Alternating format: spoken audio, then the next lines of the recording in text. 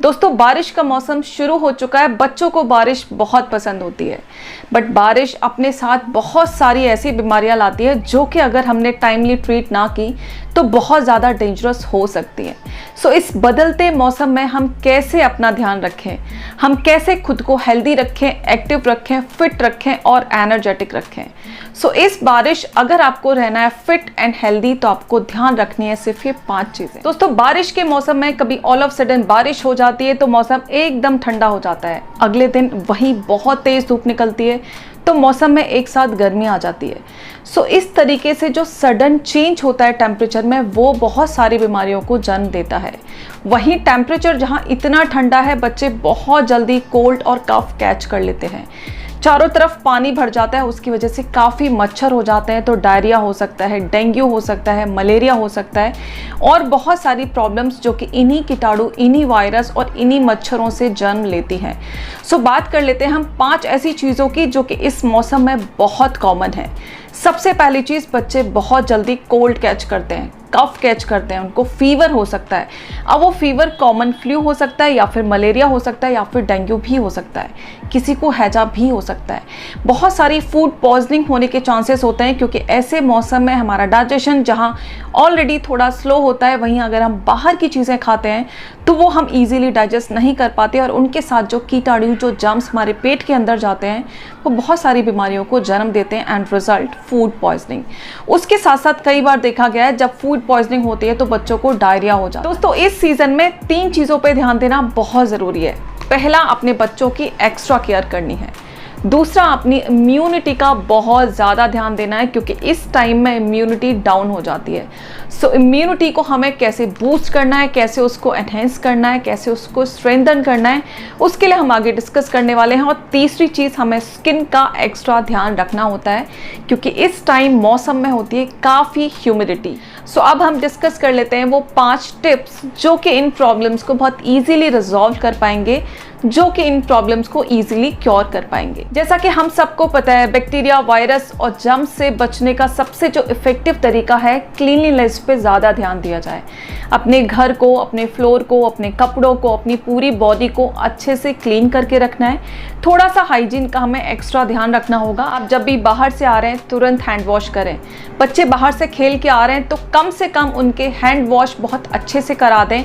हाथ पैर अगर वो अच्छे से धो लेते हैं तो इस तरह से वो काफ़ी सारे कीटाणुओं को, काफ़ी सारे जर्म्स को कंट्रोल कर सकते हैं। सैनिटाइजर के बजाय आप हैंड वॉश करवाएं सिंपल सोप से, that will be more effective.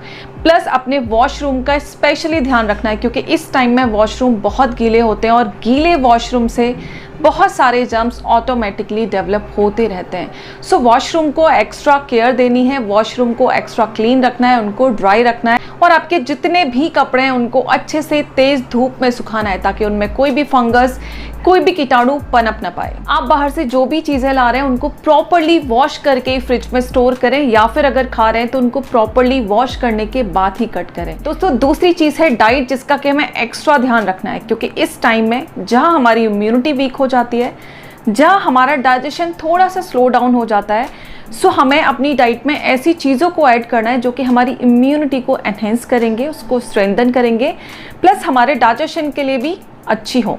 सो ऐसी कौन सी चीज़ें हैं दोस्तों? हमारी डाइट में होगा विटामिन सी रिच फ्रूट्स होंगे एंड वेजिटेबल होगी, काफ़ी सारा फाइबर होगा, अच्छा प्रोटीन होगा, इन काफ़ी सारे कार्बोहाइड्रेट्स भी हमें ऐड करने हैं। अब हमें अवॉइड क्या करना है?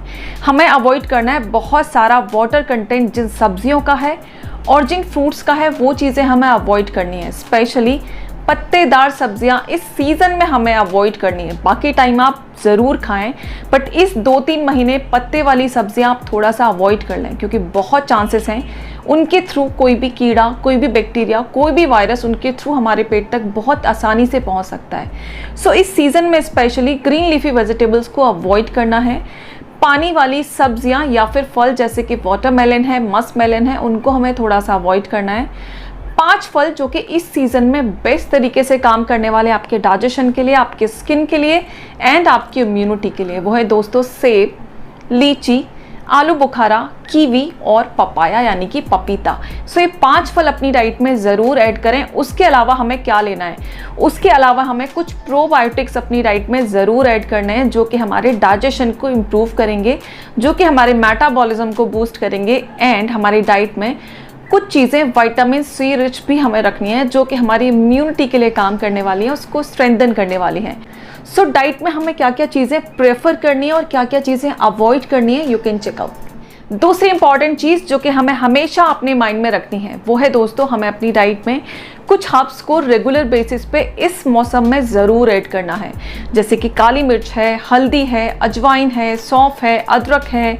आप ये सारी चीज़ें अपनी डाइट में ज़रूर ऐड करें क्योंकि इस टाइम में मौसम थोड़ा सा ठंडा हो जाता है। सो बच्चों को हल्दी वाला दूध दें, बच्चों को केसर वाला दूध दें, बच्चों को अदरक का काढ़ा दें, बच्चों को अदरक के रस के साथ शहद मिला के दें। तीसरी इंपॉर्टेंट चीज़ जो कि हमें डाइट में हमेशा याद रखनी है, इस मौसम में वेल हाइड्रेटेड रहना भी उतना ही ज़रूरी है जितना कि हमें अपनी इम्यूनिटी पे ध्यान देना है।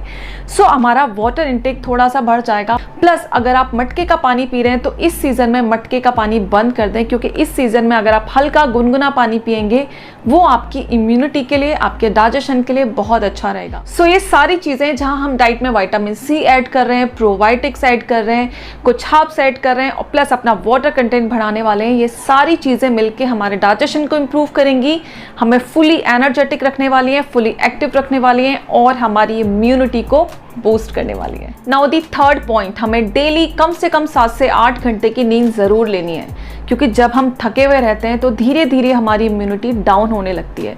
सो इम्यूनिटी को हमें इस टाइम में क्योंकि बूस्ट करना है, उसको एनहेंस करना है, सो पूरी नींद होना बहुत ज़रूरी है क्योंकि जब हम सो रहे होते हैं हमारी बॉडी रिपेयरिंग पे काम करती है, हमारी बॉडी हीलिंग पे काम करती है एंड हमारे इम्यून सिस्टम को एनहेंस करती है।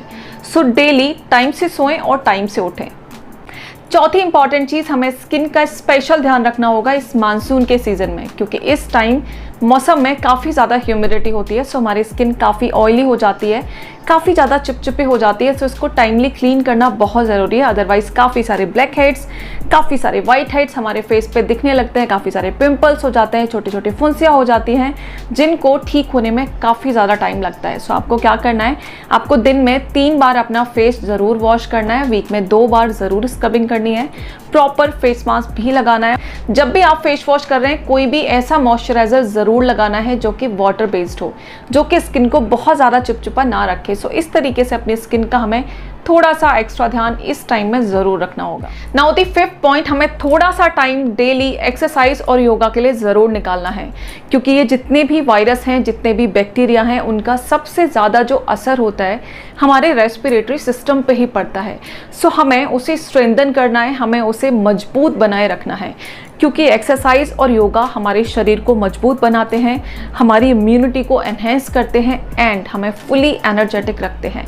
सो डेली ये 20 से 30 मिनट का योगा या फिर कोई भी कार्डियो एक्सरसाइज हमारे ब्लड सर्कुलेशन को इम्प्रूव करेगी, हमारे इम्यून सिस्टम को स्ट्रेंथन करेगी और हमारे शरीर को मजबूती देगी।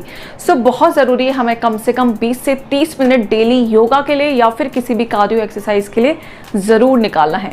दोस्तों आई होप आपको इन्फॉर्मेशन यूज़फुल लगी हो, अगर लगी है तो प्लीज़ इसे लाइक करें, शेयर करें और कमेंट करना बिल्कुल ना भूलें। मिलते हैं किसी और वीडियो में किसी और टॉपिक के साथ, तब तक के लिए bye bye, take care, stay healthy and stay happy. Thank you so much.